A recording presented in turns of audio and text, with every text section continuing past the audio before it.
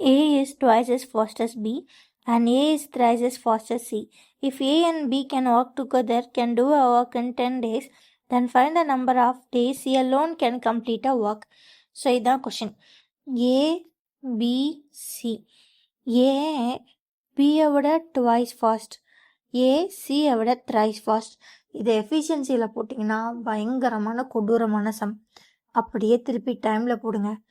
ஏ ஒரு வேலையை பண்ணாருன்னா பி அதே வேலையை பண்ண 2 மணி நேரம் ஆகும், 2 மடங்கு நேரம் ஆகும். ஓகேவா? ஏ ஒரு வேலையை ஒரு குறிப்பிட்ட நேரத்தில் பண்ணாங்கன்னா சி அந்த வேலையை பண்ண 3 மடங்கு நேரம். ஸோ இப்போ ஏ ஒரு வேலை பண்ணால் அதை பி 2 மடங்கு நேரத்துலையும் சி 3 மடங்கு நேரத்துலையும் பண்ணுவாங்க. ஸோ இப்போ ஏ எவ்வளோ நேரத்தில் வேலை பண்ணுவான்னு எனக்கு தெரியாது.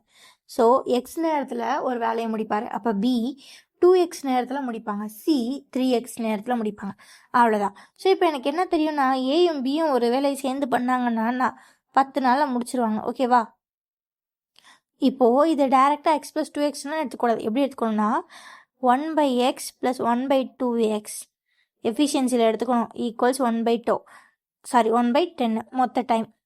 ஸோ 1/x காமனாக எடுத்தால் 1 + 1/2 ஈக்குவல்ஸ் 1/10. ஸோ கிராஸ் மல்டிப்ளை ஆனால் 1/x இன்ட்டு கிராஸ் மல்டிப்ளை பண்ணால் 1 2s are 2 + 1 3/2 ஈக்குவல்ஸ் 1/10.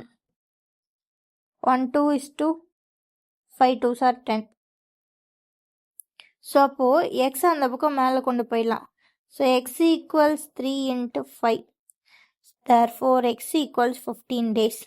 ஸோ அப்போ எக்ஸுன்றது ஏ ஒரு வேலையை 15 நாளில் பண்ணுறது. சி எத்தனை நாளில் பண்ணுவார்? 3xல. அப்போ 3x equals 3 × x equals 15. 3 × 15 45 days. Option D. So இந்த மாதிரி செம்ம எஃபிஷியன்சியில் பண்ணால் கொடூரம்.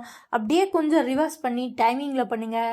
ஒருத்தர் வேறு வேலையை ஒரு நாளில் செய்வார்னா இன்னொருத்தர் அதே வேலையை 2 நாளில் செய்வார். ஏன்னா எஃபிஷியன்சி மாறுது. இதை ஞாபகம் வச்சுட்டு பண்ணுங்கள். ஓகேவா? Bye guys.